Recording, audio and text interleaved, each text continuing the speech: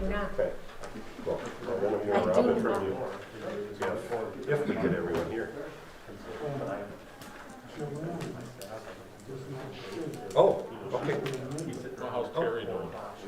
Good. I haven't seen you for a whole month. I know. We see each other all the time now. So, it's like, oh. So are you busy Okay. in the fields and stuff? We're tiling. Oh, you're tiling. I don't know, the way it feels outside, I don't have enough blankets to put on all my corn seeds. No. It's cold. Yeah. Good evening.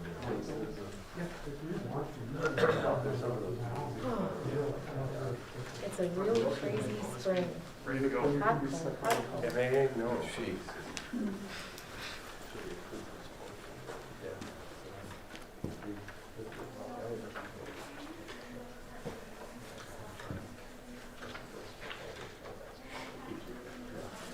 What I can do is I can actually get it open for you and then I'll hand it off to you.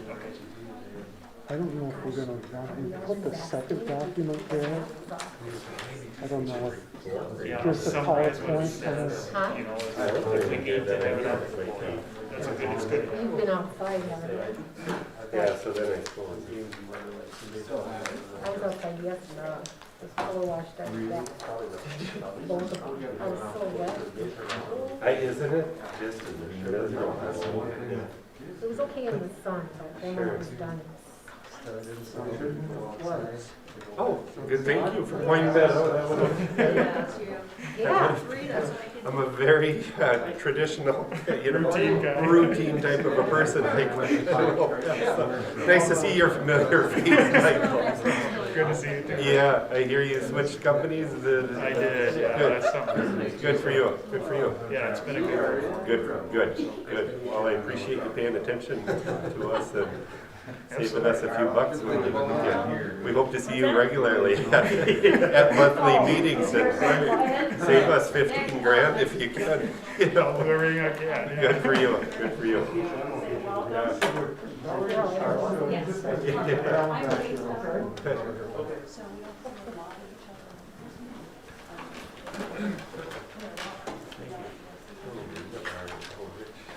You hear anything from Rich? Yes.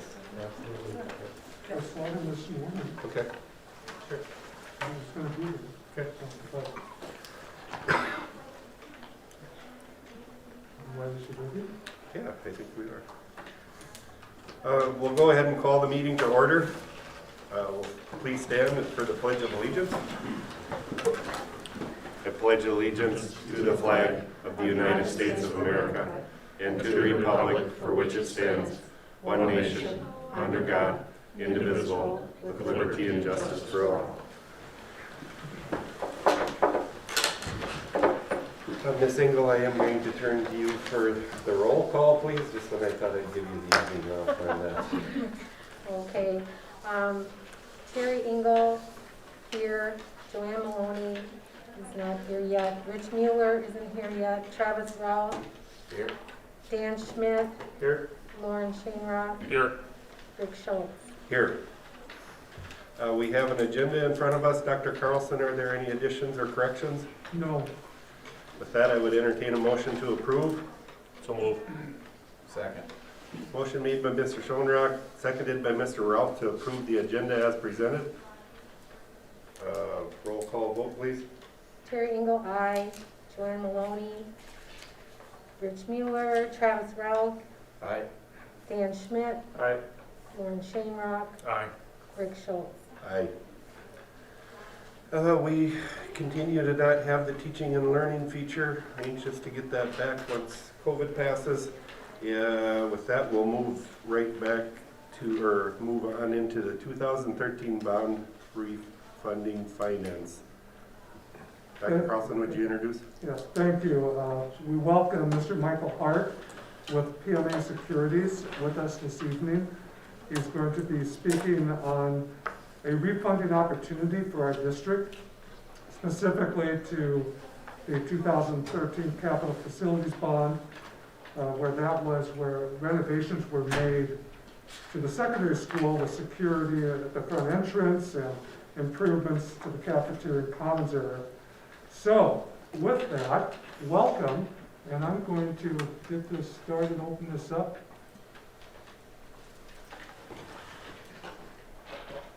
Large into. Okay.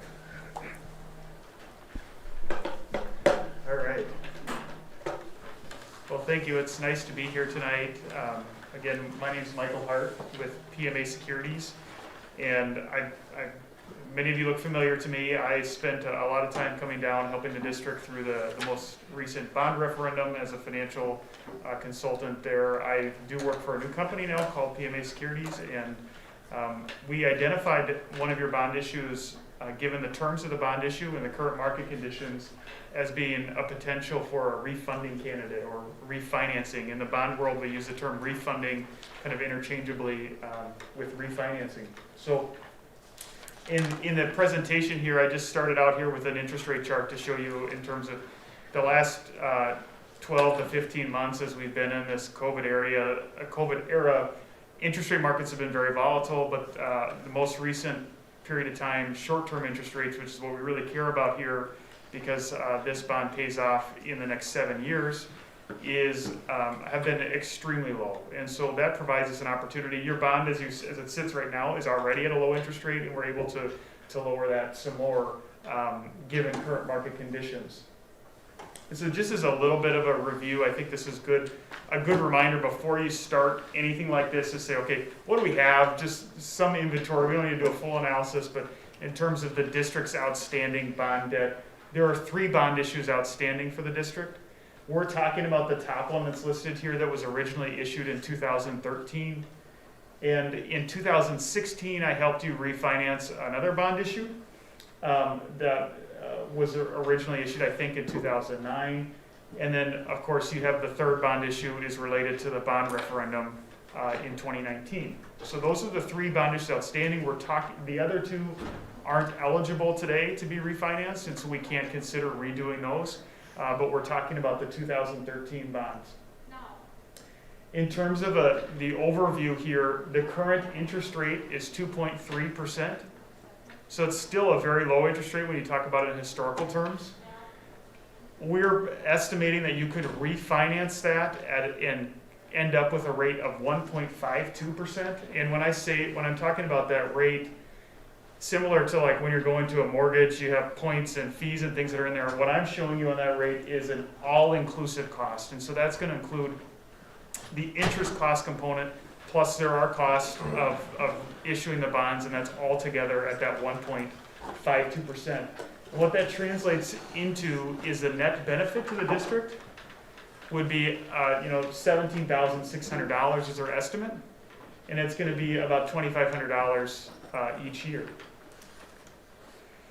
So just to give you a little bit of a breakdown so you understand what those costs are going to be in that in an effort of transparency, we're expecting to issue $611,000 of new bonds.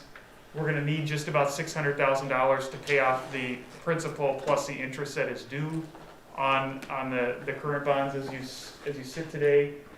The financial advisor fee, that is the fee to PMA to help you through this process, is proposed at $5,000, and there's about $6,200 of other fees that go to other entities, the largest of those being the attorneys that help us through the process.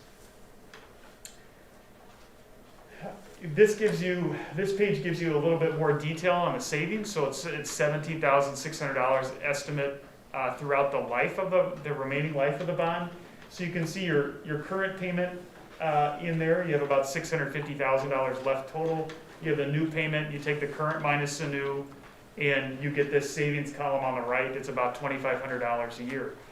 One of the key things here is different types of bonds they'll function differently. This money will actually go back into the school district's general fund as a part of your operating capital budget. So there's within your general fund, the state allows you to have it generate revenue that's specifically for capital items within for the school buildings. And so this will free up that money to go back into that budget. So the taxpayers won't see any difference by doing this, but you will have an opportunity to spend that money in a better way than on interest expense. In terms of a calendar, there's nothing that we can do here tonight that actually locks that in or fixes that. What the action we're asking you to take tonight is to give us authority to proceed forward. And so what we would work toward is having this, working toward having the interest rate locked in the first couple of weeks of May. And we would come back to the board to have your ratification on that at your board meeting 1 month from now. And then the bond closes and those old bonds will pay off this summer. Another key item here is that if we're not successful in refinancing because the market changes or some other reason, the cost of issuance are contingent upon us successfully closing this. So there's not the risk from the district from that standpoint. And we wish we could do it all at once and lock it in, but these numbers we're talking about are just simply estimates today based on the market. Okay? So what you have in front of you, the action we're asking the board to take is on what we call a parameters resolution. The parameters resolution does a couple of things. Most importantly, it gives authority to the superintendent or business manager in conjunction with one officer of the board. So we're talking about 2 different signatures to execute the documents required to execute the bond sale, such that it meets a minimum savings target. What we have in the resolution is $5,000. If the board would like to change that, we could change that either lower or higher. And so what we're giving those authority to those individuals to execute these documents without further board action, to actually commit the district to proceeding forward. The other thing that it does is that it gives the authority for the superintendent to submit an application to the state to be part of the state credit enhancement program. This is really important because what that program is that if for any reason the school district was not able to pay the bonds back, then the state would pay the bonds back. And not that is going to happen, it hasn't ever happened in the history of the program, but it gives a lot of security to the lender or the bond investor that they're not only really, the bond payment isn't secured just by you, it's secured by the tax base of the state of Minnesota in addition to that. And because of the size of the issue, just in terms of our process, we're planning, instead of using a full public bond issue, which is a really involved process like we did a couple of years ago, what we're planning to do with this is solicit bids from banks in financial institutions. And I'm going to work with, Carla and I have already had discussions about making sure that we include your local financial institutions on that so that they have an opportunity to participate. And our typical view with that is that we want to give them an opportunity to participate, but we want to get the best deal for the district possible. And if those 2 things collide together, that's great for the community. But we'll give them, allow them to be part of the process. Okay? So I have one more slide that's on a little bit of different topic. It's all related, but does anybody have any questions, concerns about the process here related to refinancing, refunding the bond issue? Just on the other bonds that we have out there, you mentioned other years, you said those aren't eligible yet. What creates one to be eligible more than another, or when should we be watching those other ones become available? I'll go back to that slide here. You see this column, it says call date. Okay. So that's a terminology. It's the first date that you can prepay or refinance the bond issue. Okay. And one of the reasons we're talking about this now is that became, on February 1st of this year, became the first date that you could prepay this particular bond issue. Okay. It's typically going to be between 7 and 10 years from when you're going to issue the bonds. It's selected at the outset when you initially issue those. So on your 2016 bonds, there is no call date because those bonds pay off relatively soon. It was within that window. And when we did your 2019 bonds, we set a call date in there of February 1st of 2028. And so we have several years before that opportunity is going to come up. Fair enough. Thank you. Any other questions? What has the bond market been doing? Your chart showed that it's definitely dropped. That is, we're not at the current lows, are we? Or we're not at the lows, I should say, for the, Yeah, it's not at the lowest of the low, but it's very, very close, especially for short-term bonds. So like if you look at, you know, the two things that you see reported in the news the most often in terms of interest rates would be like the 10-year US Treasury bond or the 30-year mortgage rate. Those are the things that typically catch headlines. And those are both a little bit above their lowest of all time. On both of those were, you know, either early this year or in the last 6 months of last year. But the short-term interest rates have stayed very, very low. And that's what we really are concerned with here in terms of overall rate. So now there's lots of speculation in the market, and it's been pretty volatile, frankly, with, you know, folks interpreting, when you're talking about short-term rates, the Federal Reserve has more impact on that. Long-term rates really is more about economic growth and inflation expectation. Short-term rates are really very directly impacted by what the Federal Reserve does. And so there's a lot of speculation about that, and that has changed from week to week. So one thing with the resolution on that standpoint, if we're not able to execute this in the timeline that I laid out here, the resolution maintains that authority through August 31st of this year. So we could do that at any time between now and then. And if we wanted to do it after that point, we would need the board to act again to renew that authority. So it doesn't have to all happen on this set schedule. If there is some kind of market movement, we would continue to monitor it.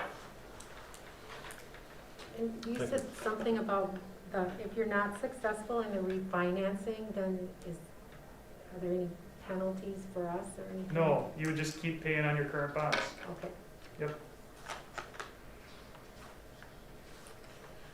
I apologize, do you have the rates of those other two bonds? I don't have them Okay, in front of me, no. I think the latest one was in the twos someplace, actually, Yeah. too, so always wanna keep in mind that we're in a very good position on interest rates with the money borrowed to the district at this time, so historic lows so anytime you can finance for those types of rates, I think we're doing the right thing there, so, Absolutely. thank you. So the one other item that I have in here, and we don't have an action item on your agenda necessarily, but if the board has some feedback here, you know, we wanted to make sure that you're aware of this. With your current bonds, you've made a promise to the bondholders that you're going to continually update them on an annual basis with current financial information about the school district.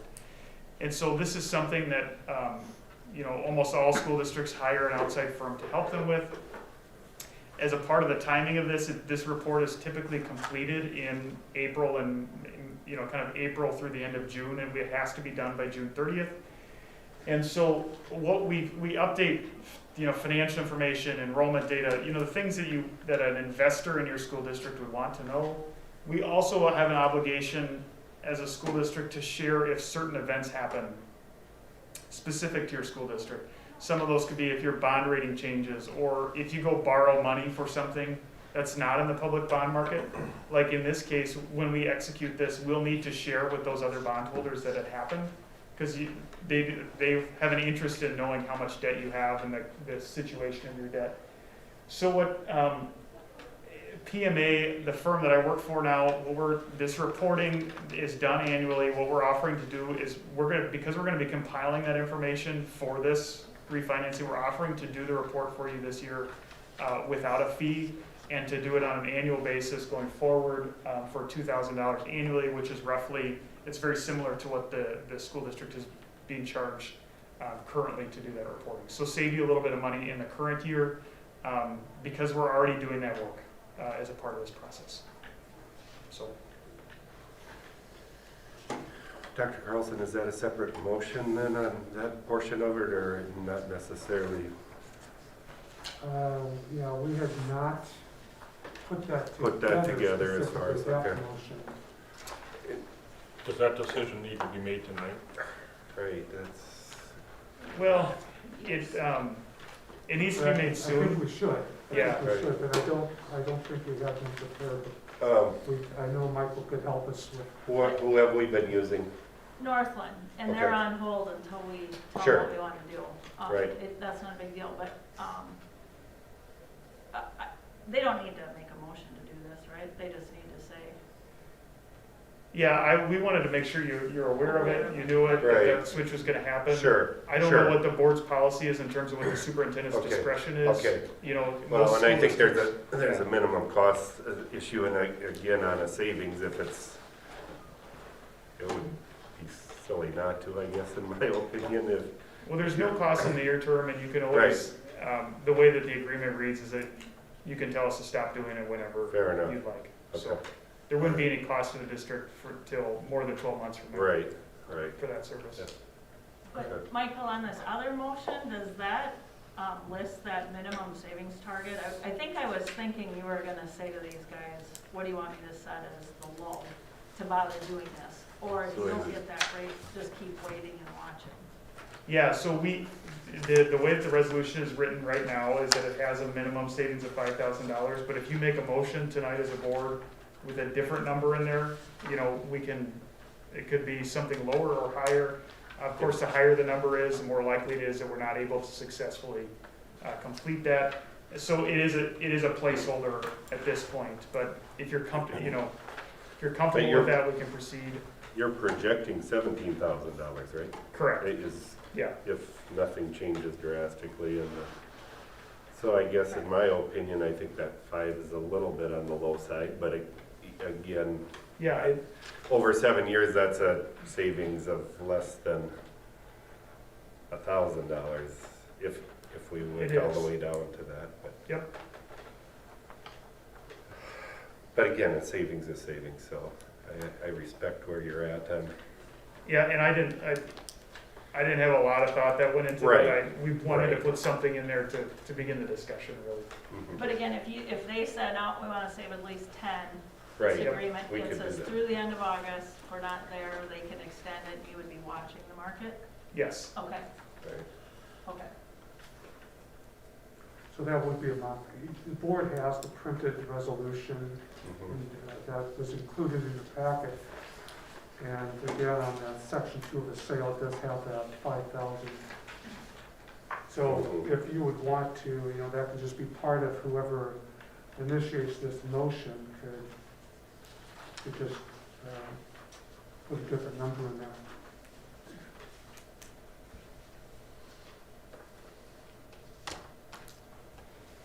If the board is interested, we could put that up, or, I wasn't planning on having us read the full resolution. Yeah, Um, we can make the motion with the resolution as presented, but also change that figure Right. if need be. So I don't know that we need the entire resolution, but how do we feel on that figure? I mean, and again, I expect that Michael will come back with better news than even if we were to change that to 10,000, but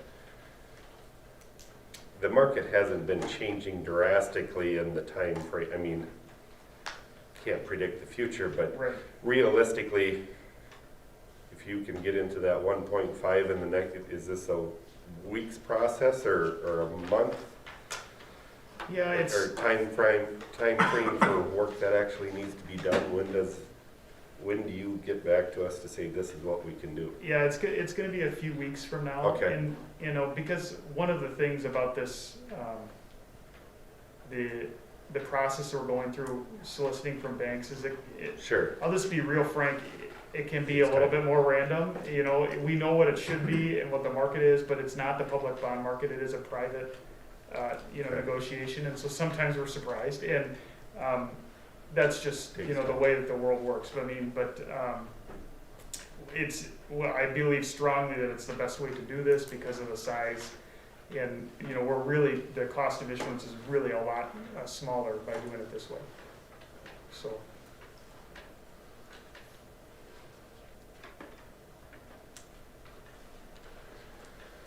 Does anyone care to make that motion, or do you need more discussion on it?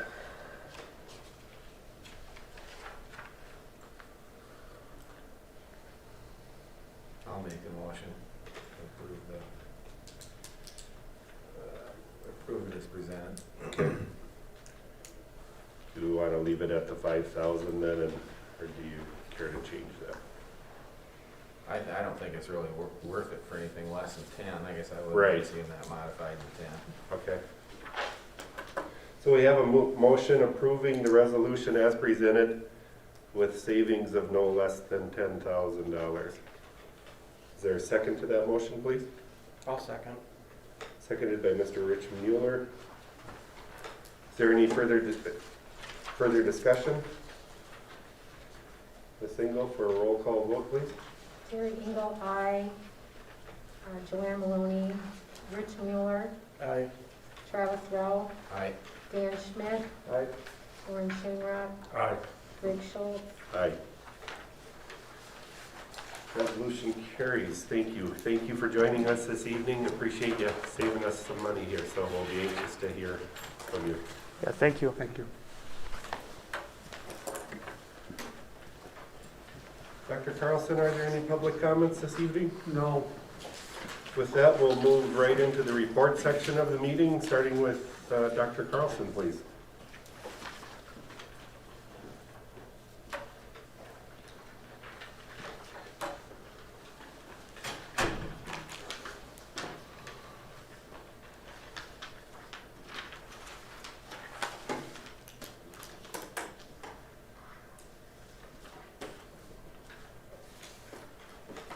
Okay, I'm just going to, for my written report, I'm just going to highlight a couple items.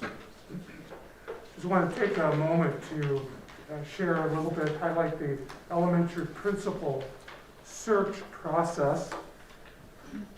You'll be asked later tonight to actually take action on the recommendation for our next elementary principal. But first, I want to just kind of go through, highlight the process. The position was posted beginning March 12, lasted through the 31st of March. Staff and parent listening sessions were held on March 17 and 18. We received 18 applications by the March 31 deadline. And I want to, before I even mention his name, I want to acknowledge that Mr. Myhawk is here this evening, and welcome. And I just want to thank him for his involvement in this process, and which was the right thing to do. And so early on, we had the wonderful opportunity. We actually interviewed together during the first round of interviews, 10 different candidates. That was conducted about most of those were almost an hour-long phone interview. And then out of that, we selected 6 candidates for a round 2 interview with 2 stakeholder groups, namely our representative team of staff members at the elementary school, and then also a parent interview team, and that was held on April 7th. Leading up to interviewing finalists on April 12th. And so I just want to thank so many people that were involved throughout the process.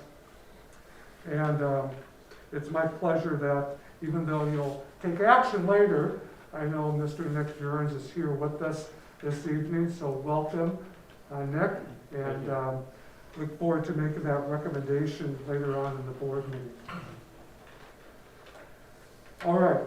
The other item I just want to bring to your attention, we are going to be starting to plan our annual end of the school year staff or employee recognition, and one of the highlights there is also acknowledge those who are retired from the school district.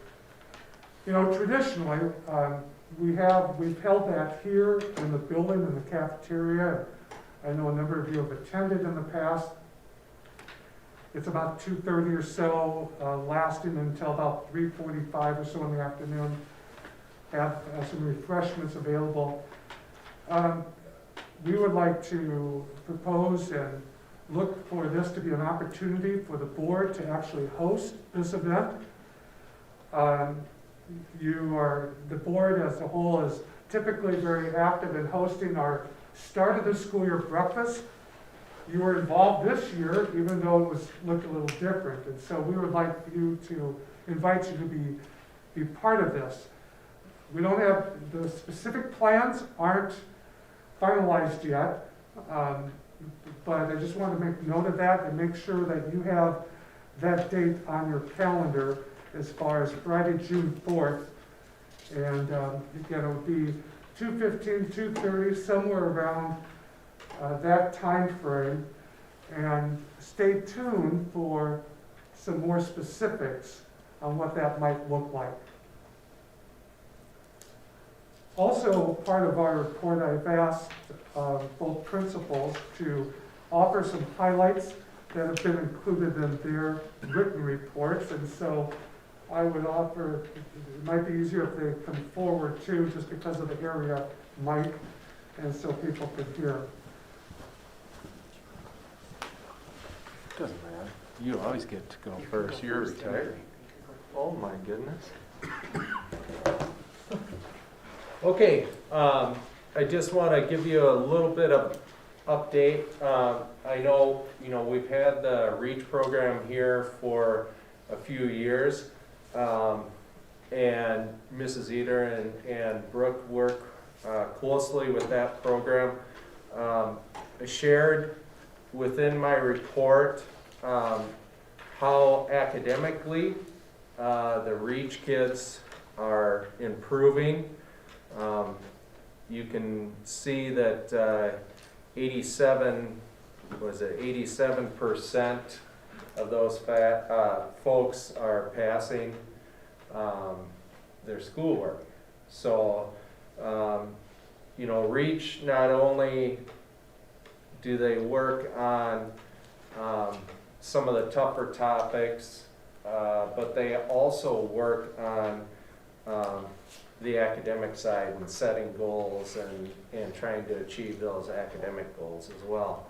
So very, very good news with the REACH data. Grid, we saved about 154 courses, 612. The success of the Panther Den, I think in the report I might have had that we had roughly 90-some students that have done the after school. We're up to about 103 that have accessed that. So that seems to be going well. We have started our 6th grade intervention piece. We benchmarked 18. 6 of them are currently being served. And one, I think as the 4th quarter also changed, we got a few more in too, so it allowed us to do that. We're looking at, summer school for us has historically just been credit recovery through Acellus and Mrs. Eder helping in that arena. We are looking to do that grades 6 through 8, and I gave a few details about when we would do that closer to the start of school.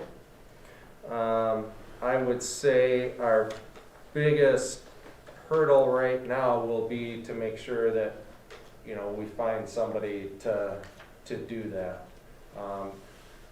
Historically, I think we did it a few years ago, targeted services, I think it was, and actually a few high school teachers applied for variances at the time to do that. So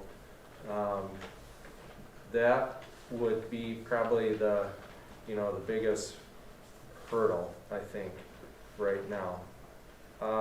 We've sent out some communication to students about credit recovery this summer, and Mrs. Eater is gathering that information, and she will get that all set up and does a great job with that. So that is about all I have to highlight. Questions on any of that? Dave, were you going to have the sixth graders involved with the credit recovery, or was that, or were they going to work on something else? Yeah, that'd be a separate program, so hopefully 6 through 8 would be a summer school program. 6th grade in particular, we thought we could continue the intervention piece for those kids. Have you talked to any of the kids and their parents about the possibility of that? No, not yet. I had a question too. What did you mean when you said that you saved 154 courses? Like, what does that? In that time period, Yeah. the grid, that half grid day, that's how many courses were saved during that time to a passing score. Oh, okay. So, okay, Go thank ahead. you for asking that. So are we understanding that right? The 154 Fs were corrected to passing? Correct. Okay, thank you. Good question. And then I wanted to say congratulations on the reach. It's nice to see that helping so many kids, over 80, what was it, 84%? Yeah, Were passing. 87, I think it was. 87, sorry. Awesome. That's awesome, especially with all the issues this year. It's great. And they do talk about, some tough topics too. They do talk about suicide. They've talked about school violence. They hit some hardcore topics, but they also work on the academic piece. Thank you. Welcome, Mr. Anderson. Yes, so I have just a few items to share regarding summer programming and then our interventions. I'm very comfortable where we're at in regard to summer programming at the elementary. Due to the pandemic, however, we feel it's especially important that we increase the amount of service time and minutes to both the extended school year and the Camp Panther time. And so our extended school year program, and remember that's our support program for our special education students, has been increased by 8 days from previous years. And our Camp Panther program, which will replace the targeted services program this summer, is scheduled to be held for an additional 2 weeks from previous years. And our staff is in place, and they already are carefully planning for student instruction for each of those days, and it will be heavy on academic emphasis and intervention, targeted interventions based on each student's individual needs, using the programs and materials that we are using at this point. So our Bridges in Mathematics program and the separate intervention program that goes along with that, and our Fountas and Pinnell literacy program along with the leveled intervention program. We will also blend reading, math, and science and the arts into Camp Panther as well. Since my board report, we've enrolled 4 additional students, so right now we have a total of 49 students that will be a part of Camp Panther. If you're wondering how many we have that are eligible, we have about 85 students that would qualify for that program. Regarding student interventions, I shared with you information about staff that we have in place who on a daily basis are providing interventions for our students. I shared with you some of the programs and the tools that we use for daily student interventions. I also shared with you some of the assessment tools that we used, FAST and STARS, in our current benchmark assessment program.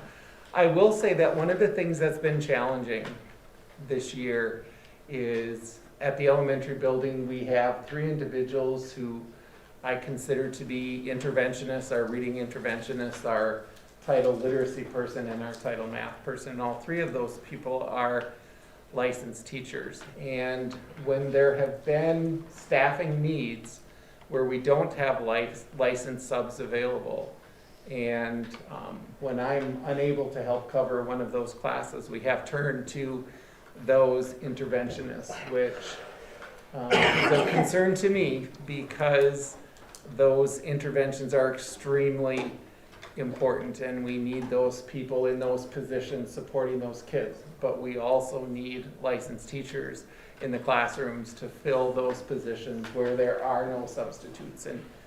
And so on a weekly, sometimes several times a week basis, we've had to do that, and they've been amazing and very supportive with that process.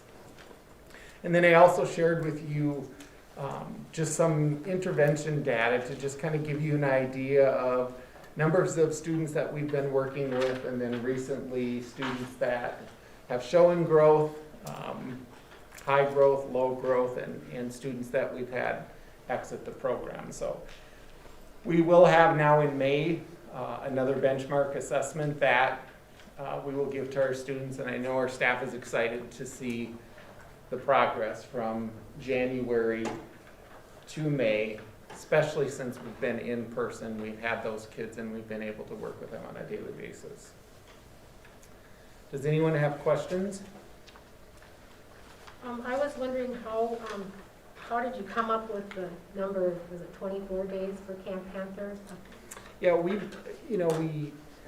we met as a team, those that were interested, and we looked at what we were able to provide students in the past, and we looked at the results from those number of days that we were able to provide, and then took a look at not only what we wanted to recover from regression from this year, but also what we wanted to do to prepare for the upcoming year.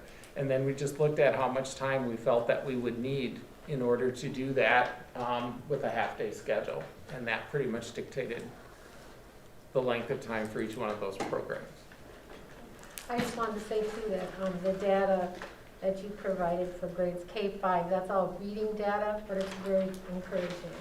So you can thank your staff for all their hard work. Yep, I will do that. Thank you. Thank you both. Anything else just on the reports in general? I have one thing I'd like to mention. This last Wednesday, I guess you would say, was a proud parent moment. We had the National Honor Society induction ceremony, or celebration, whatever you want to call it. That was, as a parent, a really cool thing. We had 13 kids get inducted, which as a community member and a school board member makes me proud of what our staff and our kids and our parents are doing. And then the 10 kids that were from last year that were up there too, just a wonderful thing. And I want to thank everybody that was involved in that. And I do have a program if somebody wants to look at it, so. Thank you. Thank you for mentioning that.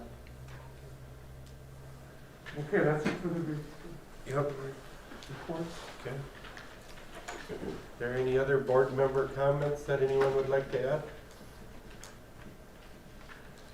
I want to just repeat some of Dr. Carlson's thanks to the staff and community members that have been involved with the hiring process. It seems that we've been working at that quite a bit the last few months here, and again, we're very proud to move forward with the candidates we have selected as a group effort. But for those that volunteered their time and took part in the process, it is truly appreciated, and we expect the community and staff and the board here now to rally behind these individuals that we move forward in supporting them to be successful here at NRHEG. So thank you again to everyone involved with that. Anything else? With that, Just a reminder, our next monthly meeting will continue here at the Secondary School Media Center, Monday, May 17th at 6:30 p.m. With that, we move into the consent agenda items, and Dr. Carlson, I would appreciate you introducing those. Thank you. You have the minutes from the March 15th regular school board meeting. You have board bills amounting to $709,524.22. We thank those as far as giving to the district in the form of donations. St. Peter's Lutheran Church from Otisco to the Ellendale Early Readers in the amount of $100. Brian and Jordell Wayne to the Camp Panther Summer Program for $500. Freeborn City Co-op Oil to the STEAM program, $500. Band Boosters to the Concert Band Composition, $1,000. Freeborn City Co-op Oil, $1,000 to the Secondary Parking Lot Electronic Sign. And from the Target Corporation Owatonna for backpacks and cleaning supplies. We have a dollar amount total of about $3,100, and that brings us so far for this year to a little over $52,000. So thank you to those individuals and organizations. Under workforce, we have the resignation. And as you approve the consent agenda, you would be approving the resignation of Ms. Amanda Inouye, our chemistry and physics teacher. She has been with the district for 11 years, and so we thank her for her years of service to the district and wish her and her family the best in the future, and that would be effective at the end of this school year. We have a retirement. Ms. LaDonna Olson, our LPN at the elementary school. She's been with the district for 8 years, and we thank her for her years of service to the district and wish her the best as she moves on into the future.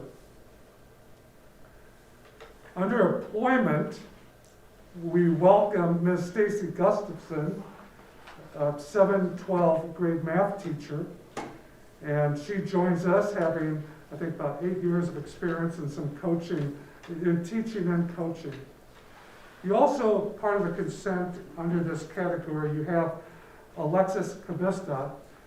Alexis is our current early childhood special education teacher, and as you may recall, just last month, we brought forward a recommendation for non-renewal. Tied into this is licensure issues and some of the things that we believe, because of timing, we needed to do. We're happy, though, to put her right back on the agenda for your consideration to rehire her, and as she is completing her first year in the school district.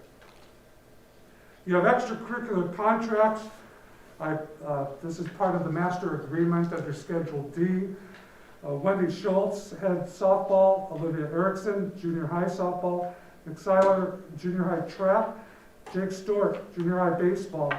Brooke Berg, junior high softball. And then Dan Sorm as far as FFA advisor.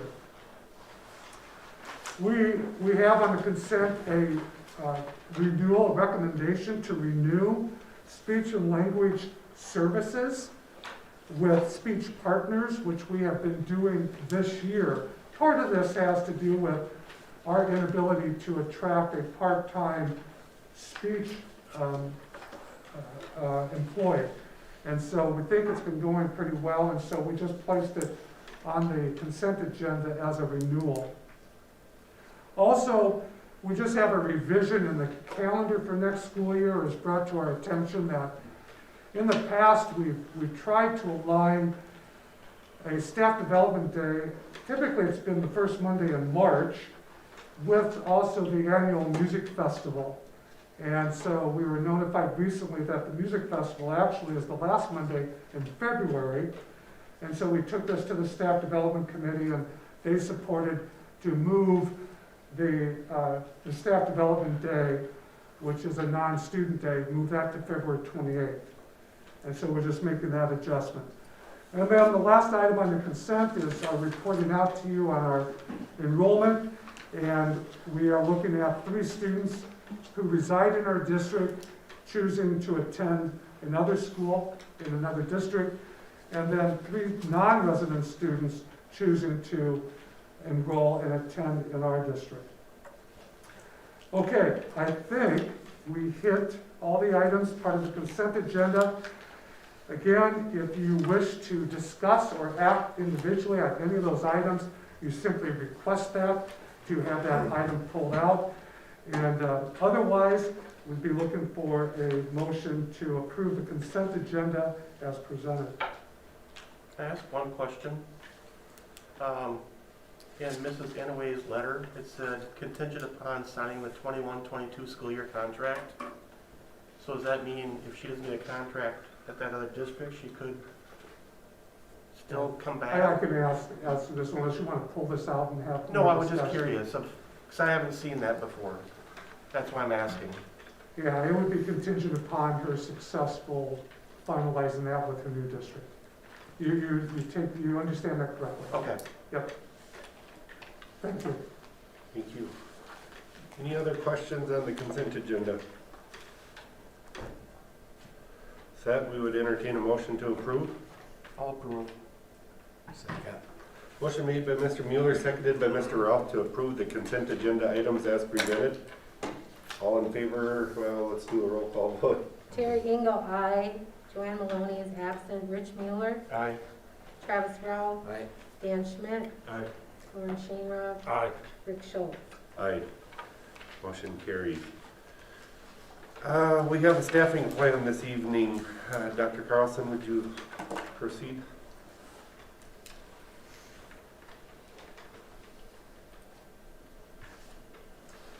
Thank you. Tonight I am presenting the preliminary 2021-2022 staffing plan to you for your review. The board will not be asked to take action on approving the plan tonight, but will be asked to approve the final plan at the May school board meeting if possible. So I'm just going to highlight, offer a few highlights for your information this evening. And I should also note in your board packet, you have a narrative, what we've always referred to as a staffing plan memo to the board that really outlines through a narrative of trying to explain the changes that are occurring. So the development of the annual staffing plan is a process that begins early in the school year and includes a number of events, beginning with an examination of the student enrollment. The staffing plan follows Board Policy 630 on class size. It includes guidelines on determining the number of classroom sections at the elementary level, per grade level, as well as guidelines in determining the number of course selections at the high school level. The staffing recommendations for next year are based on levels believed to be best for student learning and at the same time fiscally responsible. The process in developing the staffing plan includes meetings with the principals to review staffing needs based on student enrollment projections and course requests. For grades 9-12 in particular, student course requests drive many of the decisions to be made in order to determine the number of staff needed in a specific curriculum area. Attention is given to minimizing the number of sections with low student enrollment. So tonight serves as an initial or preliminary recommendation and report to the board. I plan again to ask you for your consideration of approval at the May school board meeting. And I may say it again in the presentation, but it's not uncommon to have some revisions and changes between now and the May meeting.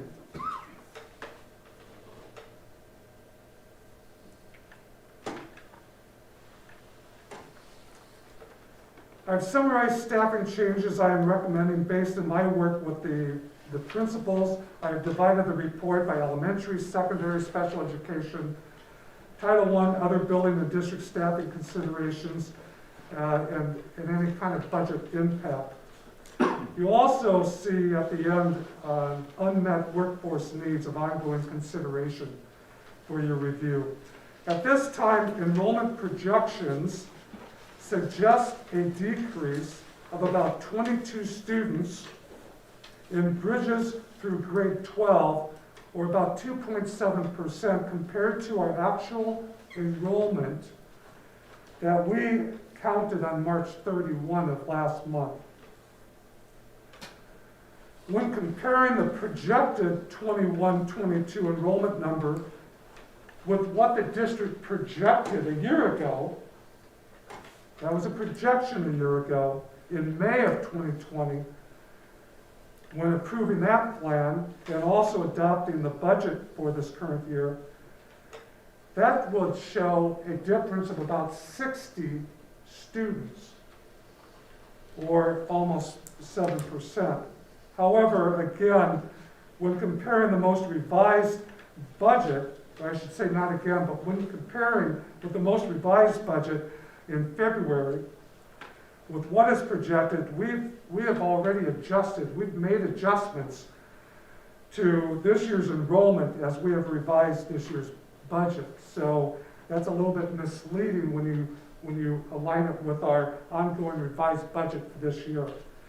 So as a result, we are not having to adjust the entire 60 students compared to a year ago.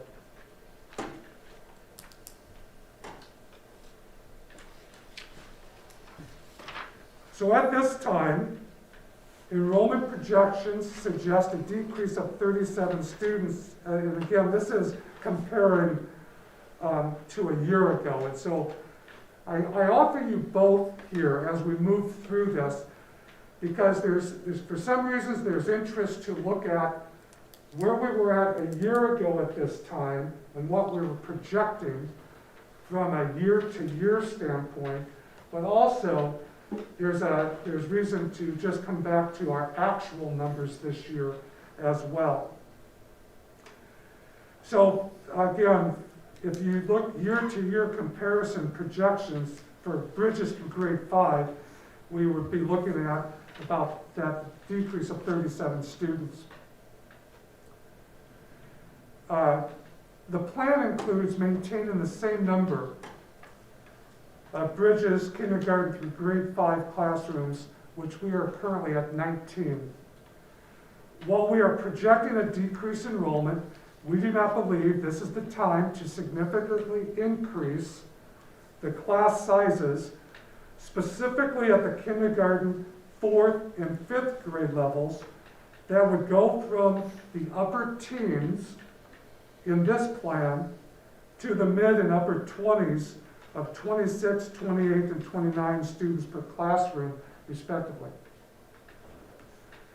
Perhaps if we had not experienced the past year like we have, and that our students were possibly at a different level in their learning and emotionally, we would be recommending possibly a cost reduction strategy that would result in larger class sizes.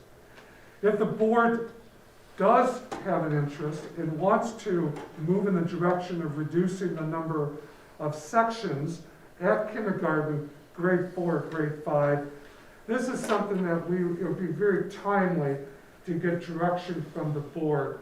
But this is not part of our recommendation to you.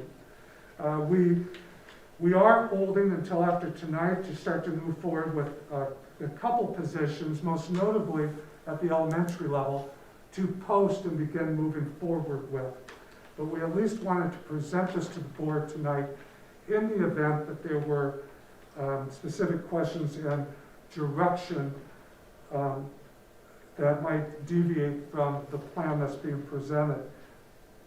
The average enrollment for the Bridges kindergarten through grade 5 for this year has been about 355 students, resulting in an overall class size average of about 18.7 based on those 19 sections.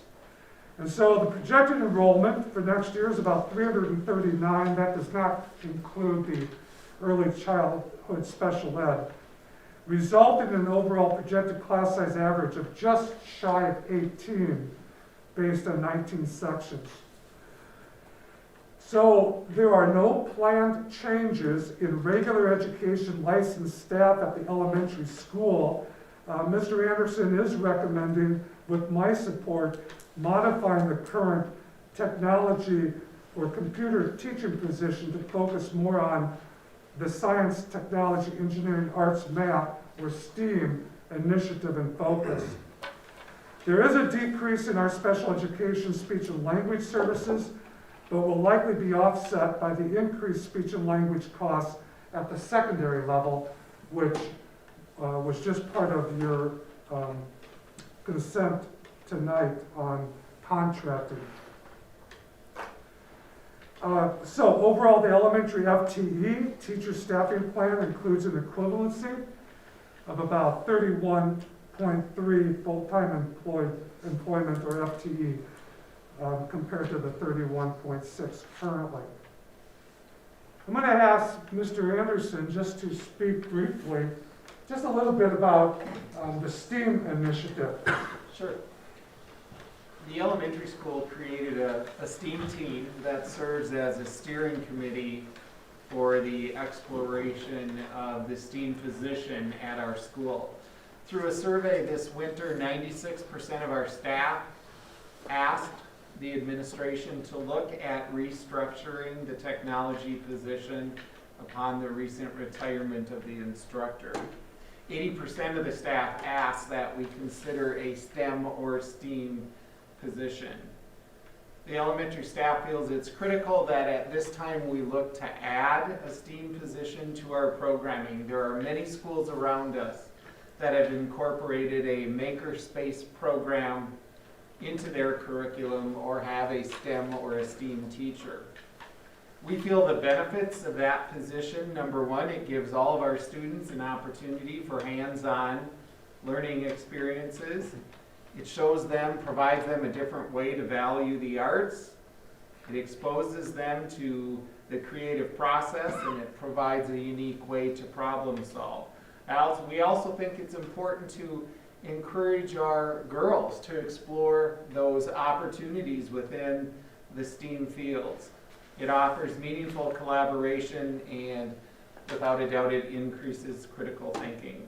So our STEAM team is currently scheduling virtual site visits with local schools to learn more about their programming. Thank you. This shows you the staff level at each grade level along with the projected class size per section. Again, it's within the principal's authority to make staffing level adjustments between the grade levels, as long as there's not an overall change for the building. We don't anticipate this at this time, however.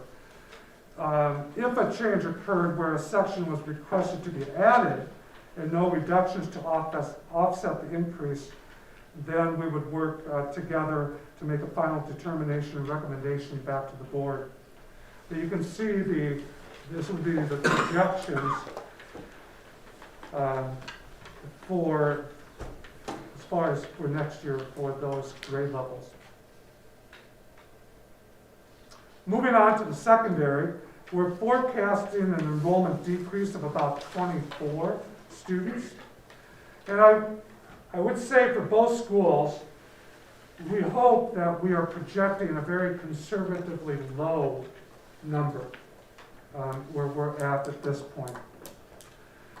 Adjustments in the number of course sections result in a total change in the number of FTE in the instructional staff at the secondary school of a decrease of about 0.3 FTE. This year, the secondary school has had an equivalent of about 36.4 licensed staff based on the number of course sections and also specialist positions. This has included about 0.5 FTE of overload assignments. For next year, the secondary school is planning for a total equivalent FTE of 36.1, but an increase in overload assignments.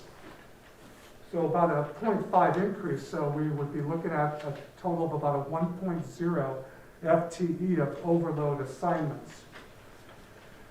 It should be noted that this FTE does include other positions such as student success coordinator, social worker, school counselor, and activities director. So it's, that FTE is not just that classroom teacher that you might be thinking. Also, this has more of a budget impact. The staffing plan here, when we're showing the reductions, may not align perfectly with savings within the budget. Because what has happened, for example, in this building, a year ago, we showed a media center position of 0.8 FTE. And we didn't reduce that a year ago, going into the school year. The reality is we never did fill that position. And we did not come back to the board and revise our staffing plan. However, as early, I think, as the November budget revision, we went ahead and took that position out of the budget. And so, and that's on me that I did not update the staffing plan at that time, but we wanted to make note of that here. Departments that are experiencing changes from this year projected to next year, we have a decrease of 0.1 in art, an increase of 0.1 FTE in business ed, an increase of 0.3 FTE in social studies, an increase of 0.2 within our student success coordinator position. I noted the drop in the media center position, even though budget-wise that was already noted. Those are just identifying some of the changes. We also make mention every year on courses that we end up canceling.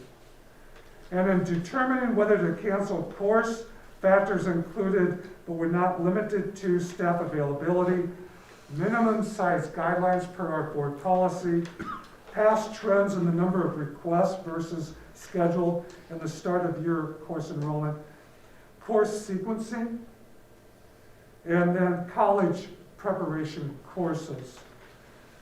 We've identified for this coming year under the agriculture education, ag mechanics, where there is one student that is registered, and natural resources 11.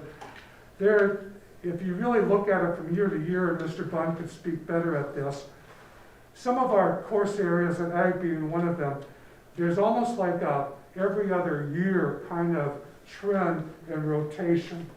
So it would not be uncommon to see these two courses have a higher enrollment next year, for example. We had also 12 students select digital media, and we've made a determination to cancel that course. I've spoken already about overload assignments. And again, this is upon mutual agreement.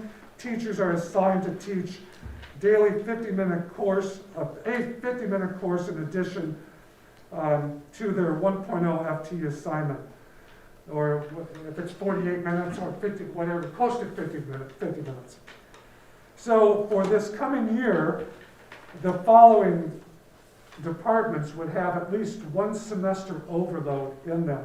Business education, or family and consumer science, math, social studies, and then I'd already mentioned under our student success coordinator, who has the REACH program and also our credit recovery work, and we're finding those needs are increasing. We had one course exception. That means it doesn't, within our board policy, we do identify the ability to offer a course exception. Most notably, it's when there's a low class size of under 12. And we do have AP European History that at the time we did this, we had 11 students that selected it. We are recommending to include that course as an advanced placement college preparation course. This chart shows the change in actual enrollments, with the exception of the far right column. The far right column is what we're projecting. And so, and then the last row there, you can just see kind of an ongoing note of how we've been measuring the percent in changes in the enrollment.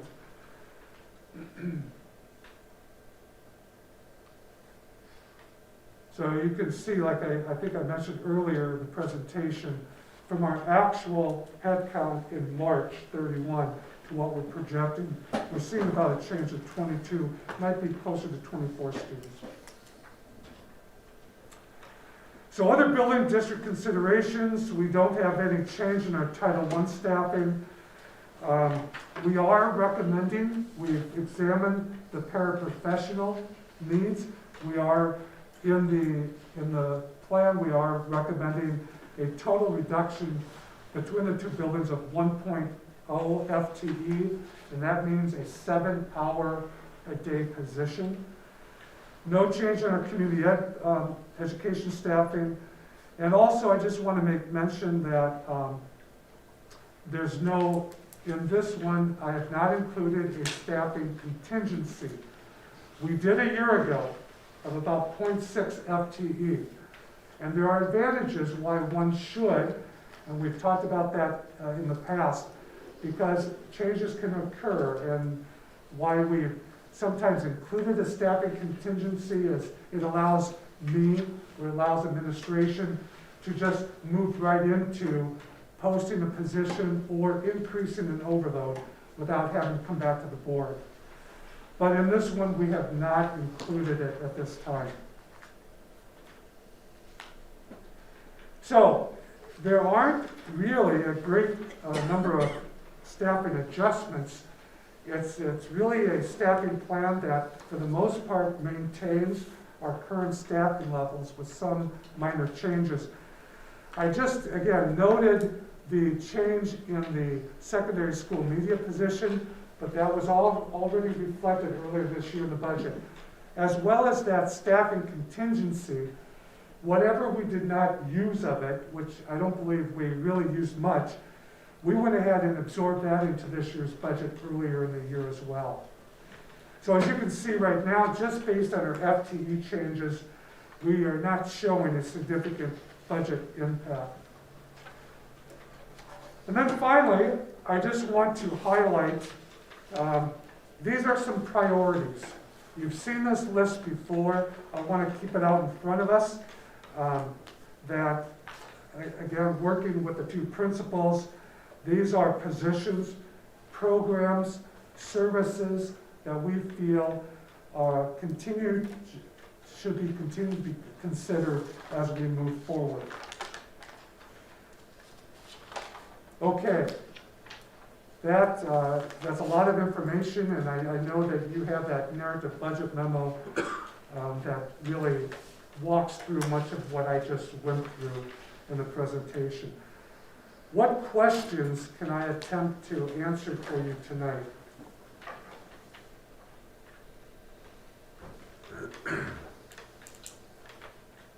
I just had one that came up. I got an email from the state that talked about the possibility of requiring districts to have distance learning again next year. And when I think of the added, stress that was on teachers to have, what they're doing in the classroom, and then at the same time be responsible for other students, I was wondering if that would be something you'd think of having a contingency for, and use the ESSER funds. I mean, that wouldn't be a position that you would always have, but it's something to think about, because it's, from some of the feedback I've gotten, nobody wants to do that again. It's just too much stress. Ms. Engel's point is well taken. In fact, it's going to be a little bit of a segue. There's going to be a portion of the preliminary budget presentation that talks about the ESSER funds. We are meeting tomorrow administratively, there are various possibilities out there, whether requiring schools, making an option for schools as far as distance learning. And so I think it is we do need to be working towards and what that potential plan is.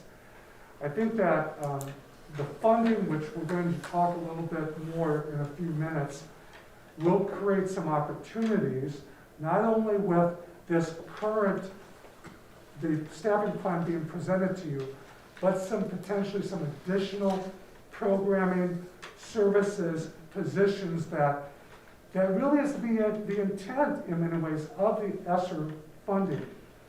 And so we are in the process of doing that. So thank you for that question or comment. We'll be talking more specifically about that tomorrow, as well as maybe some other needs, not necessarily going, we will come back to this list, quite honestly, especially some of the interventionist work and see what possibilities. So there may be some changes, even significant changes between now and the May presentation when it comes to the staffing plan.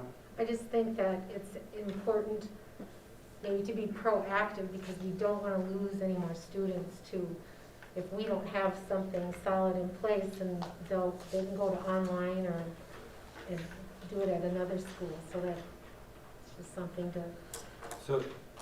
So in the event that state doesn't approve the option of distance learning, I mean, is that something that's going to be mandated by the state? Is the way I'm understanding your conversation.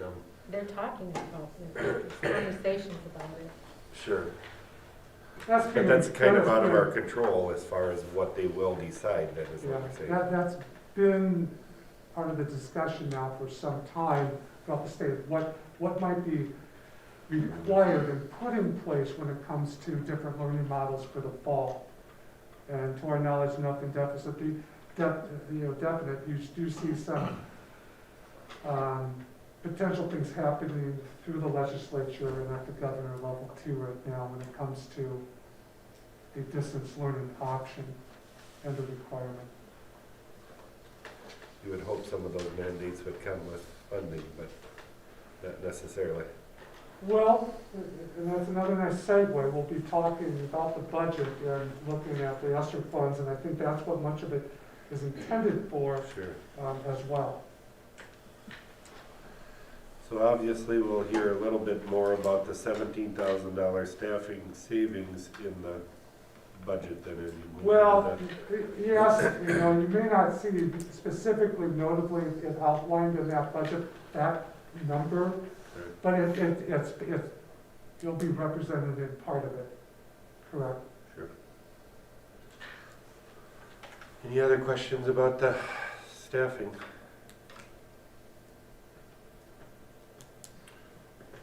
All right, we'll move into the budget then.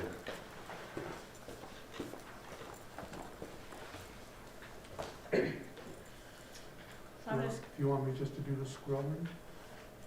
yes, please. So I'm just here tonight to give you kind of a brief overview of how we're coming along and developing next year's budget. Probably give you a lot of numbers that you don't necessarily have to remember, but we got a lot coming at us right now. And so if you remember back in the end of January, at that work session, we just started presenting some preliminary numbers, just focusing on the general fund. And those numbers did not take into account any budget reductions, no state aid increases, staffing changes were flat. It was just kind of the starting point in the process. If you look at the next, we just kind of demonstrated, again, those two black lines represent our fund balance policy, and you can see we finished in 2020 above our fund balance policy. So we just said to you back in January, if we finish fiscal year 21 flat, we overspend this much, there's where we would be. Still within our policy, but dropping.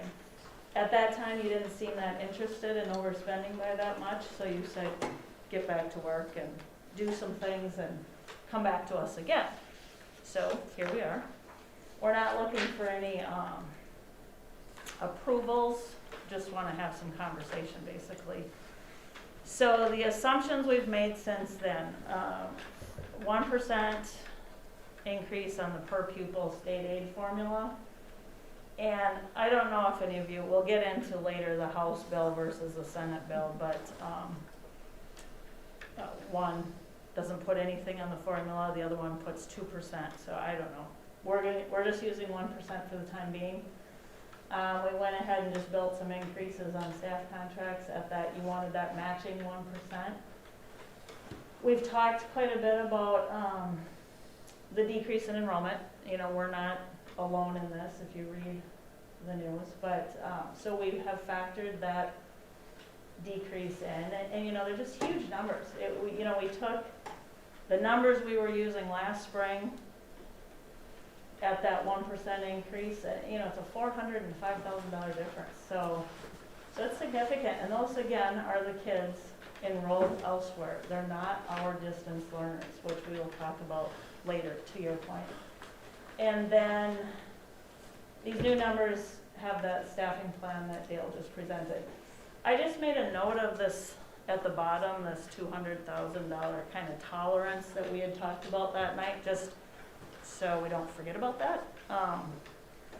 You know, so since then, a lot of things have changed both on the revenue and expenditure. Most significant really has been just plugging in actual numbers as we realize them, whether it's staff hires, retirements, curriculum quotes and whatnot. So today, if you looked, if I brought up in my system, it still shows overspending $300,000. You know, so I've done nothing with the $200,000 we talked about. It's just, that's where it's at right now. And again, we're still just focusing on the general fund. Our community ed director is swamped right now, and we'll get numbers. We'll get working on those, but that's just focus on the top lines for now. Okay, so where do we go from here? So we're going to talk a little bit about Sr2. You guys have heard a lot about that. Again, tonight, we're just talking. We'll come back to you. You know we have to have this approved by July 1. A lot of years we'll do it in May. This year, more than likely, it'll get to be June, just based on all the unknowns so far, but we'll see. So Sr2 funds, I'll just go into a little more detail on that next slide. Just a very high level review of the two bills that have been put out there. You know, they're drastically different, and we got a lot of work to do to negotiate on those. And then, again, we know we have your approval on a possible fund balance reduction, given we're just above that policy right now, but we understand we still need to continue to look for opportunities, as long as it's not at the expense of student achievement, which I think right now is or probably should always be the most important thing.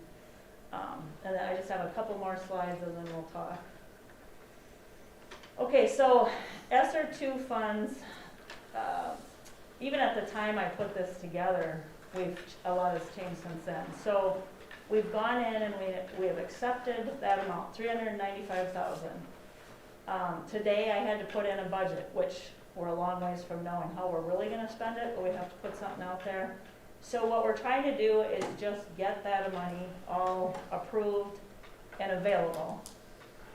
But if we don't need it yet this year, we're going to roll it into next year. And we have next year and the next year to spend that pot of money.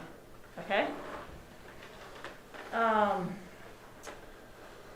What can it fund? You know, right now, we've just a couple weeks ago, it was just a very informal presentation by MDE.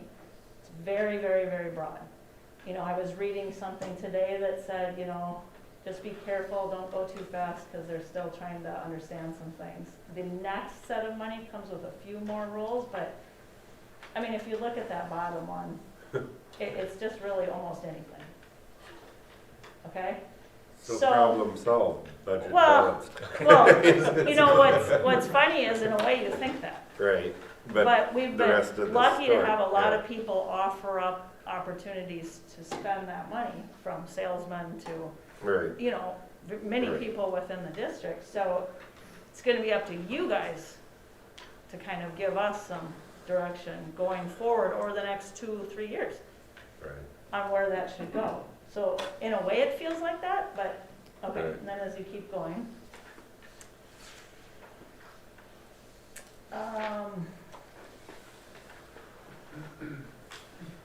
So House versus Senate, I don't have to read that for you, but, so these are the, like, there's quite a bit of information in both of these, House versus Senate, on lots of things. But Education in Minnesota dug into what some of the financial pieces mean in terms of dollars to each district, and they presented to their members. I wasn't part of that, but some of their members shared it. That basically the difference for just NRHEG in the House version pencils out, they say, at $466,000. And the Senate version, $66,000. So it's a $400,000 difference in what the two are proposing right now. So of course, we'll continue to watch that closely. The other piece, And again, Yeah. of that funding, then, is that specific to I mean, obviously, that won't go into general fund, there will be stipulations to that over a 3-year time frame again, I would assume? yeah, okay, so I went kind of fast there. So Yeah. ESSER, like, okay, so federal funds, since you asked, and I have a lot of info. Sure. Good. Well, in this ESSER is federal then? Is Yeah, that- so if you'll okay. just Thank pick you. up your pen and take notes. So most of you are familiar with the CARES Act. That brought over $180 million in federal relief to the state of Minnesota, which they in turn distributed to schools in multiple ways. We received over $80,000 in ESSER 1 dollars and just over $10,000 in gear dollars. So that gear dollars was kind of geared towards technology, and we were in just terrific shape. We already had a 1-to-1. We had everything going for us. So then they just gave us less money. And districts that were not in a very good position got more. So those two pots of monies have already been spent. They've been spent during this year. That was also on top of the $220,000 of CRF dollars, Corona Relief Funds, that we had to have spent by December 31st. So now we have ESSER 2 coming to us as part of the CRSSA Act, whatever that is, receiving $529 million in the state of Minnesota. So the first one was $180 million in federal relief. Next one was $529 million in federal relief. And today, we've been hearing about ESSER 3, but today we actually got it in print. The next round of federal relief is sending Minnesota $1.2 billion. What that means for NRHEG is $889,000 that we will have access to through September of 2024. So again, we're talking 21, 22, 22, 23, 23, 24. So a lot of money. With that, 20% of that has to be used to counteract the effects of lost learning due to the virus, okay? So a lot of federal money coming. So then, this is all about state. So, you know, my hope, our hope, everyone's hope, is that they add to the formula, because that's money year after Right. year. That's not one-time money. Mhm. Whereas the Senate's proposing no formula increases, but different pots of one-time money. You know, we need help. We've talked about the free meals created less free and reduced apps, so less dollars coming in that way. We've talked, you know, all about the lost enrollment. And so while we're talking about people, we really haven't factored in these distance learners that Terry alluded to. So at the elementary, they're down to 11 out of whatever, just like 3%. Right. But here it's a little more significant. It's 18% of older kids. And the House version versus the Senate version, they both say, in answer to your question, allows a school district to offer distance learning. So when you say, well, that should come with some money, it's allowing us to offer it.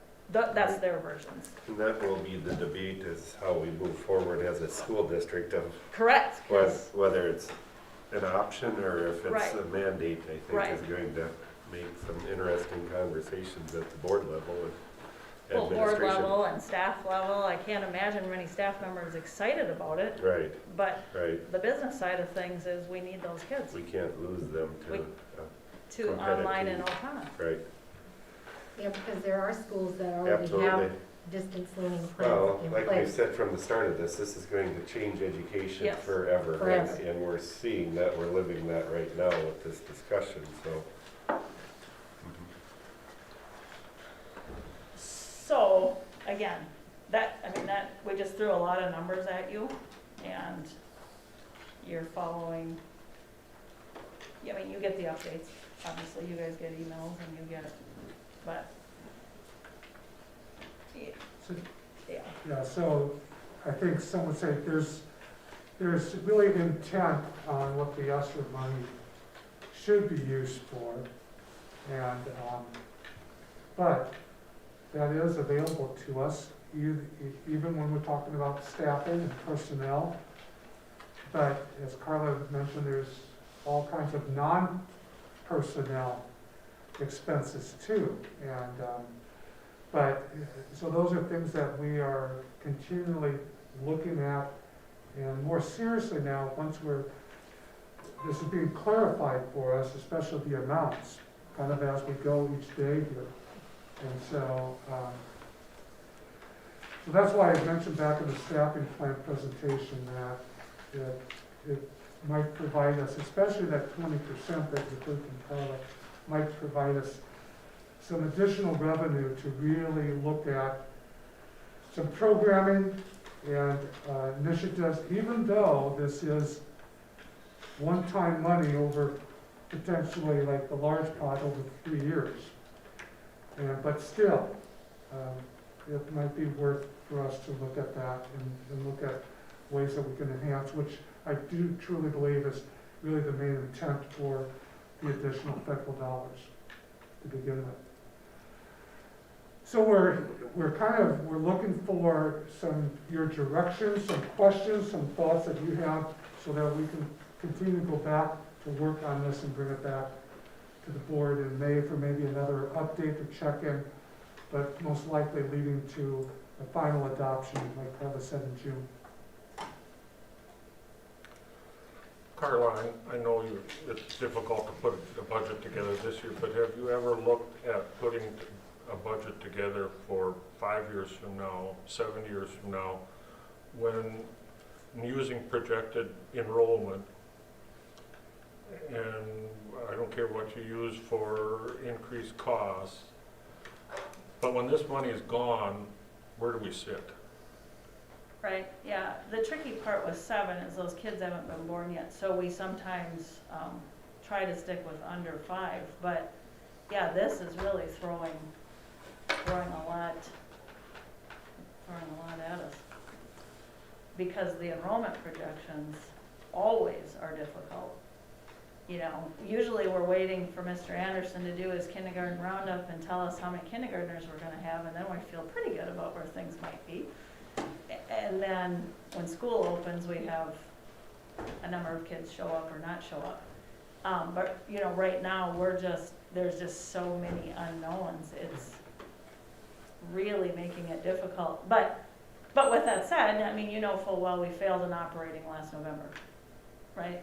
And so we were starting to see a little bit of a downward trend, and we were very aware that we didn't have a lot of these positions in our district, interventionists and whatnot, that others have. So it is concerning, but We had projected, even leading up to that referendum, projecting out at least 3 years of that trend continuing, especially in the general fund unassigned. So, and then of course with last year ending more favorably, you know, it just has now made it difficult to project out that much more. yeah, Lauren, with that timing, you know, last year, we did see that increase that was not projected. that's shutting the doors March 15th and halting everything, you know, financially, was okay for us, not for the students, not for the, you know, for a lot of reasons. But, yeah, we were projecting overspending, that's why we went to the voters. So we kind of treated that as an outlier a little bit Mhm. from a financial planning multiple years down the road. And now, with some of the federal money coming now, it's just compounding that, making it going to be that much more difficult to really plan, especially when the figure's out. Right. It just feels like we have to find a balance between maintaining what we're doing, like it said we can, and yet, and then helping students make up for lost learning, because it's all of those things. It's keeping people employed, but it's also helping. Where I would answer that more, Lauren, is just from the history of the referendum and the research we did and projections of that. It seemed to me like we were between $200,000 to $300,000 short every year if we take all this additional money away. Yeah. And so looking back, now that that's here, that will crutch us through a year or two, possibly 3 of balancing that without any devastation. But on the other side of that, we've got work to do to recap some learning opportunities for students that have lost. So do we have to, that'll be the trick of using that for additional, catch that up, or balancing our budget. So there'll be a lot of money shifting opportunities here to, but I think down when this is all settled and over with and in the books, what I projected or saw as projections was we were short on balancing the budget, just at maintaining where we were pre-COVID. And I expect that to be the case. Yeah, with our After COVID. projection, I think, if I remember right, Can you flip back to slide 3?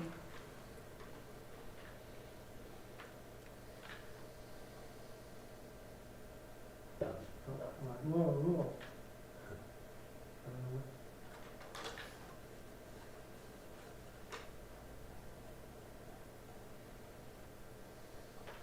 Come on. Well, okay. Anyway, I was just gonna have them bring up that fund balance chart. You know, we had started to climb, we did an intentional sped down, did some work on the roofs. We had started climbing again, and then we felt like we were at our peak and we were starting to trend down a little bit. There we go. So, but then 20, this is hard to see because these lines don't really show up, but we were starting to trend down. We expected 20 to end down. It didn't because of the pandemic. So we've been approving overspending, but the way things have turned out, it hasn't worked that way. But I think we're projecting pre-COVID to be at the bottom of our target range, even a little bit under our target range in about as few as 3 years. If nothing else had changed. I'm not opposed to spending the money on catching these students up because they have suffered a lot in the last year plus months. But I don't want to wind up 5 years from now when we don't have any ESSER money or any money like that, and we're faced with a $600,000 loss. I don't want to wind up at that point. I think we need the foresight to see that. Not that we need to make changes today. I think like I said, I agree with you, Rick, that we need to spend them. There's some areas of opportunity that we need to capture for these students. There's no doubt about that. But I think we need to be forward-thinking instead of just looking 1 or 2 years ahead and say, well, we're okay. Right. And all of a sudden it hits us. Well, I think it provides, the monies that are out there provides us some time to step back and look at everything. And I know I'm brand new, but I'll just put out there, look at what we do with the building and the expenses there and the janitors and, just course offerings, just everything, and see, where the money's going. Can we spend it wiser? Can we spend things down? I mean, we can look at everything because we're gonna be okay for next year and that, and just to really go through every budget with a fine-tooth comb to try to see. Change course offerings, offer classes every other year, still giving the same opportunities, but change things, and you can't do that at a meeting tonight. It takes time to plan all those things out.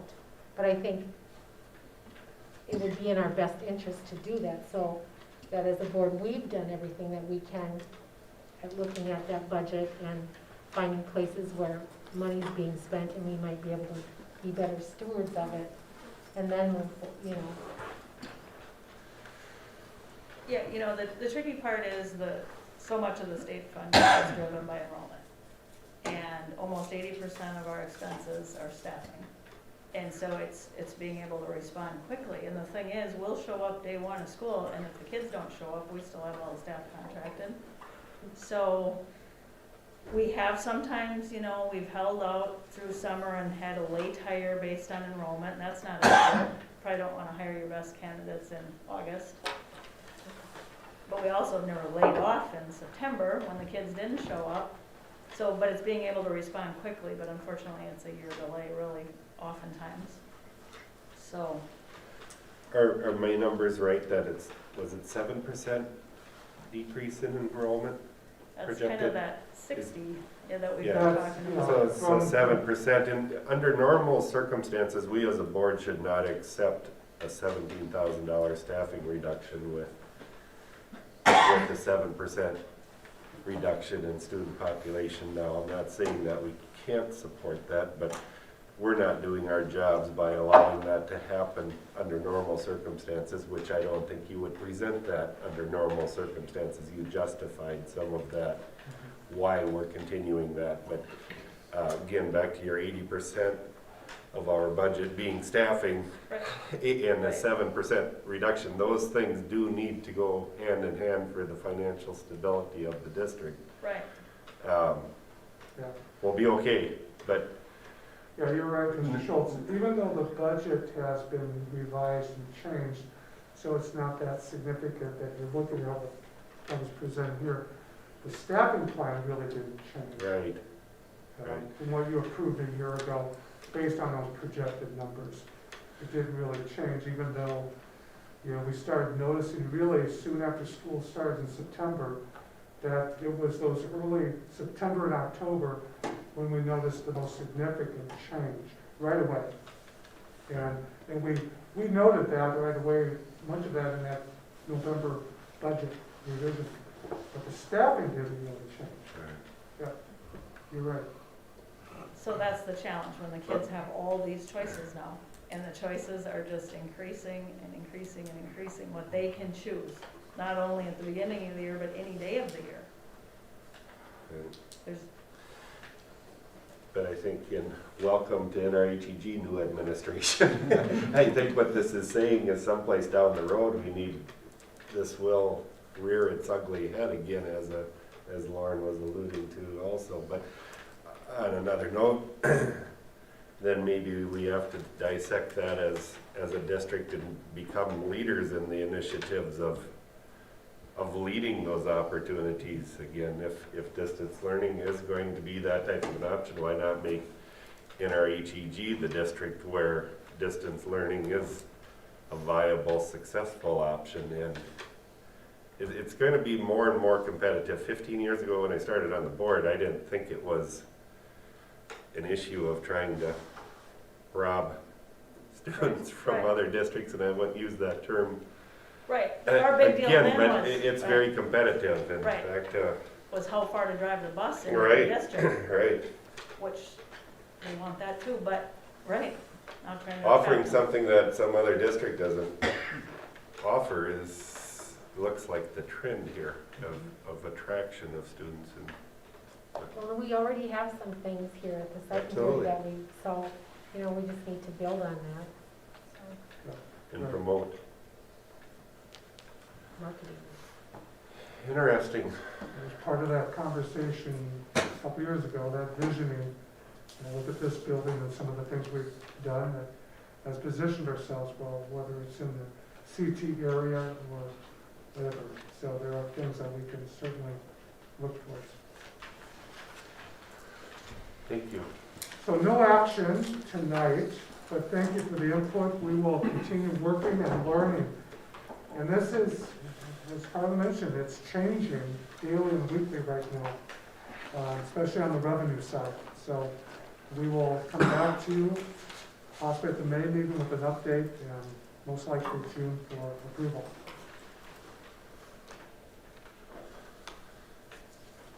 Just having difficulty with the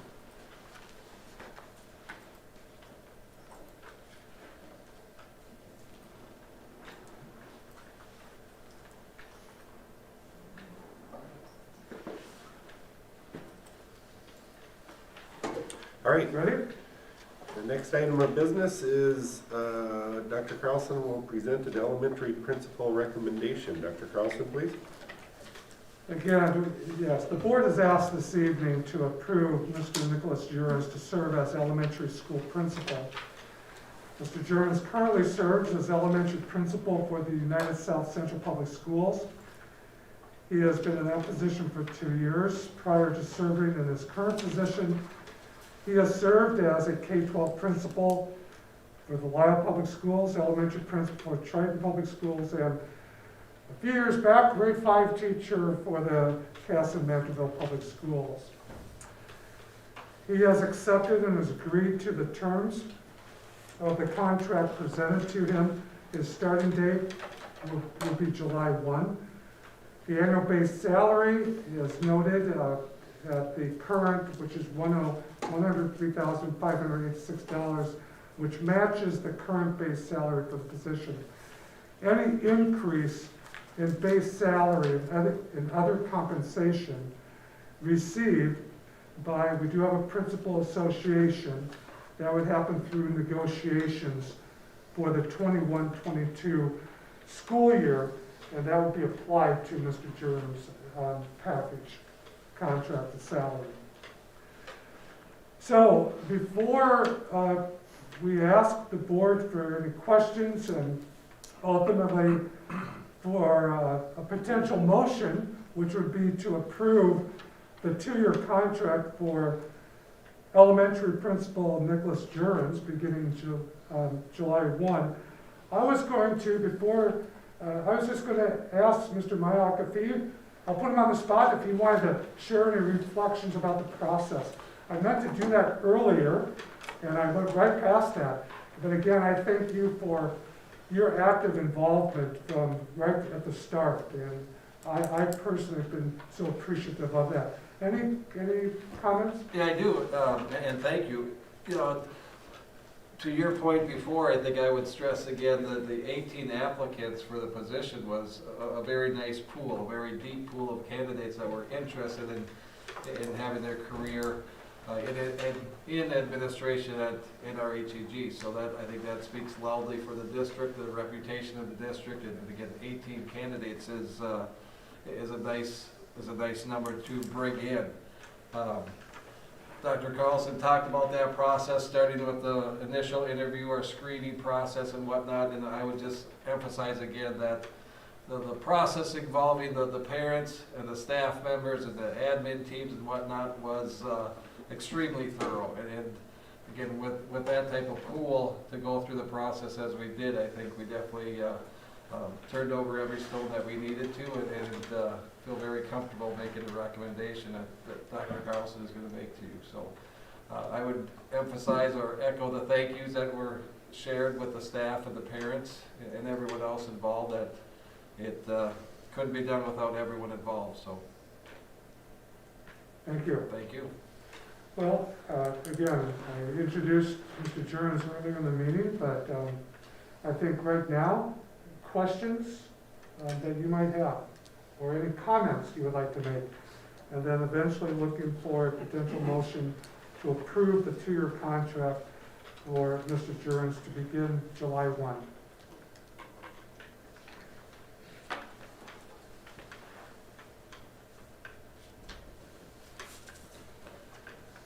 Is there a motion to approve the recommendation, please? So moved. Second.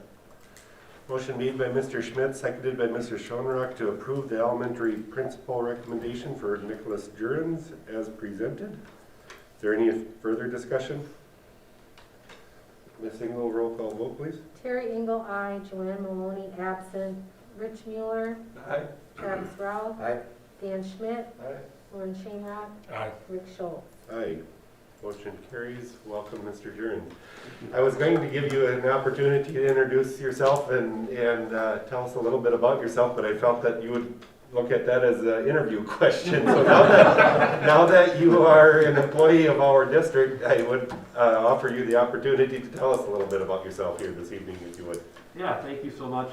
And before I talk about myself, I want to, Dr. Carlson talked about the interview process, and Mr. Mihawk, again, I made note of that as well. And in the final interview, I thought it was a very nice process, and they did some things very intentionally, and I'm very thankful to have been a part of that process, and I'm very thankful to be your next elementary principal.